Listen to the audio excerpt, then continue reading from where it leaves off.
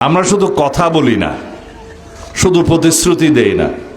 BNP প্রতিশ্রুতি দেয়, প্রতিশ্রুতি পালন করে। আমরা সবাই মিলে বাংলাদেশে আছি, এখানে বিভিন্ন ধর্মাবলম্বী আছে।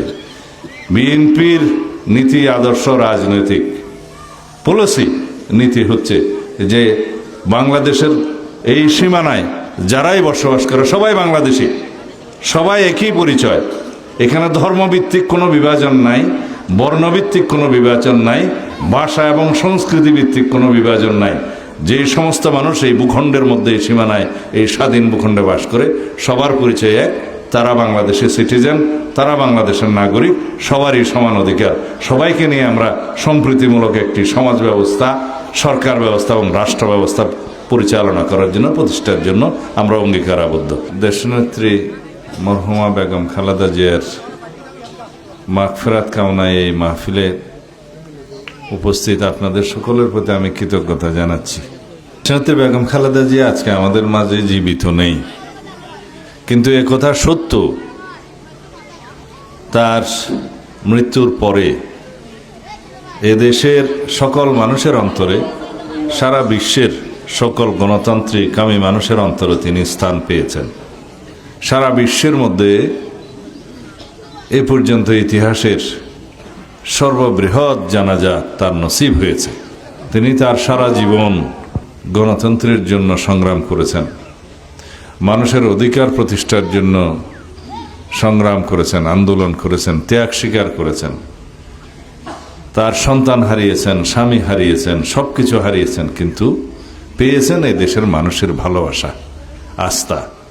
অর্জন করেছেন এই দেশের মানুষের গণতান্ত্রিক অধিকার, আদায় করেছেন এদেশের মানুষের ভোটের অধিকার। এদেশের মানুষের স্বাধীনভাবে সার্বভৌমত্ব বজায় রেখে এই বাংলাদেশের ভূখণ্ডকে সারা পৃথিবীর সামনে মর্যাদাকর অবস্থানে নিয়ে যাওয়ার তার যে আকাঙ্ক্ষা, সেটা পূর্ণ করেছেন। আমরা সবাই যতদিন বেঁচে থাকব ইনশাআল্লাহ তার এই ত্যাগকে স্বীকার করব, মূল্যায়ন করব। এদেশে যতদিন এদেশের মাটি, মানুষ থাকবে, এদেশের অস্তিত্ব থাকবে, ততদিন দেশনেত্রী বেগম খালেদা জিয়ার অবদান এবং তার এই যে সংগ্রামের ইতিহাস মানুষ মনে রাখবে। এদেশের স্বাধীনতা, সার্বভৌমত্ব, গণতন্ত্র তার এই সংগ্রামের ফলে সুদৃঢ় হয়েছে। মানুষের গণতান্ত্রিক অধিকার আদায়ে, সাংবিধানিক অধিকার প্রতিষ্ঠায় তার যে সারা জীবনের সংগ্রাম, ত্যাগ, অবদান, সেটা আমরা কৃতজ্ঞতার সাথে স্মরণ করি, এদেশের মানুষ স্মরণ করে। শহীদ রাষ্ট্রপতি জিয়াউর রহমান এই দেশের স্বাধীনতার ঘোষণা করেছিলেন, এদেশের স্বাধীনতা অর্জন করেছেন। লক্ষ প্রাণের বিনিময়ে এদেশের স্বাধীনতা অর্জিত হয়েছে। সেই স্বাধীনতা যখন হুমকির মুখে পড়েছিল, এই শহীদ রাষ্ট্রপতি জিয়াউর রহমান আবার এদেশের সিপাহী জনতার অভ্যুত্থানের মধ্য দিয়ে এই দেশের স্বাধীনতাকে রক্ষা করেছে, গণতন্ত্রকে রক্ষা করেছে। আওয়ামী লীগ বাকশাল সৃষ্টির মধ্য দিয়ে এদেশে একদলীয় শাসন ব্যবস্থা যে প্রতিষ্ঠা করেছিল, সেই বাকশালকে তিনি বিলুপ্ত করেছেন। বহুদলীয় রাজনীতির গণতান্ত্রিক চর্চা শুরু করেছেন সাংবিধানিকভাবে।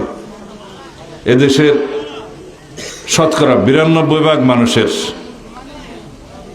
ধর্মীয় অনুভূতিকে সম্মান জানিয়ে বিসমিল্লাহির রহমানির রহিম সংযুক্ত করেছেন সংবিধানে। মহান আল্লাহর উপর আস্থা এবং বিশ্বাসকে রাষ্ট্র পরিচালনার মূলনীতি হিসেবে ঘোষণা করে সংবিধানে স্থান দিয়েছেন, আপনারা সবাই জানেন। কিন্তু এই মহান আল্লাহর উপর আস্থা এবং বিশ্বাসকে বিলুপ্ত করে দিয়েছিল ফ্যাসিস্ট শেখ হাসিনার সরকার সংবিধান থেকে, এটা আপনারা জানেন।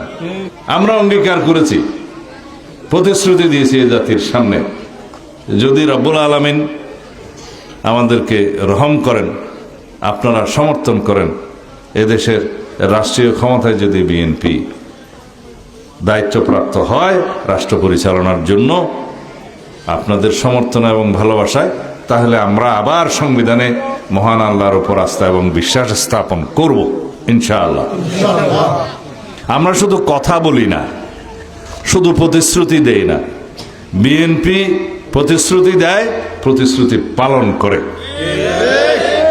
ইমাম, খতিব, মুয়াজ্জিমদের জন্য রাষ্ট্রীয়ভাবে ভাতা প্রদান করা হবে, সম্মানী প্রদান করা হবে। এবং ধর্মীয় উৎসবের সময় যাতে ঈদে পরবে আলেম সমাজ, বিশেষ করে ইমাম, খতিব, মুয়াজ্জিম, ওনারা ভাতা পান, উৎসব ভাতা পান, সেই ব্যবস্থাও করা হবে। মর্যাদা বৃদ্ধির জন্য আলেম সমাজের, যে কথা আমি আগে বলেছি, বিভিন্ন কমিটিতে রাখা, সেটা এই জন্যই করা হবে যে ইমাম, খতিব, মুয়াজ্জিম বাস্তবিক অর্থে তারা সমাজের নেতা, সমাজের পরামর্শক, উপদেশদাতা। কিভাবে সমাজ পরিচালিত হবে, ন্যায় নীতিভিত্তিক সমাজ কিভাবে পরিচালিত হবে এবং ন্যায় বিচার কিভাবে হবে, সেই বিষয়ে তাদের চাইতে ভালো জ্ঞান সমাজে অন্য কারো থাকে না। সেই জন্য তাদেরকে সেই সমস্ত কমিটিতে এবং সমাজের নেতৃত্বে রাখা হবে, যাতে সমাজে শান্তি, শৃঙ্খলা এবং ন্যায় বিচার থাকে, প্রতিষ্ঠা হয়। কিন্তু পাশাপাশি বিভিন্ন রাজনৈতিক দল ইসলামের নাম ব্যবহার করে বিভিন্ন রকমের প্রতারণার কার্যক্রম চালিয়ে যাচ্ছে এবং ধর্মের ব্যবহার করে নির্বাচনে বৈতরণী পার হওয়ার একটা সুযোগ নিচ্ছে। আমাদের নীতি আছে, পরিকল্পনা আছে, আদর্শ আছে, প্রতিশ্রুতি আছে যে আমরা কি করতে চাই আপনাদের সমর্থনে। কিন্তু যারা শুধু ইসলামের নাম ব্যবহার করে রাজনীতি করছে, নির্বাচনে বৈতরণী পার হওয়ার চেষ্টা করছে, তাদের আমরা কোনো নীতি, আদর্শ, পরিকল্পনা, আপনাদের জন্য কোনো প্রতিশ্রুতি দেখি না। তো শুধুমাত্র ভোটের বিনিময়ে জান্নাত বিক্রি করার চেষ্টা করেন, নাউজুবিল্লাহ। আমরা সবাই মিলে বাংলাদেশে আছি, এখানে বিভিন্ন ধর্মাবলম্বী আছে। বিএনপির নীতি, আদর্শ, রাজনৈতিক পলিসি, নীতি হচ্ছে যে বাংলাদেশের এই সীমানায় যারাই বসবাস করে সবাই বাংলাদেশী, সবাই একই পরিচয়। এখানে ধর্মভিত্তিক কোনো বিভাজন নাই, বর্ণভিত্তিক কোনো বিভাজন নাই, ভাষা এবং সংস্কৃতি ভিত্তিক কোনো বিভাজন নাই।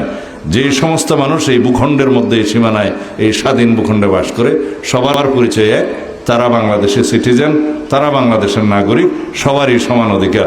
সবাইকে নিয়ে আমরা সম্প্রীতিমূলক একটি সমাজ ব্যবস্থা, সরকার ব্যবস্থা এবং রাষ্ট্র ব্যবস্থা পরিচালনা করার জন্য, প্রতিষ্ঠার জন্য আমরা অঙ্গীকারাবদ্ধ।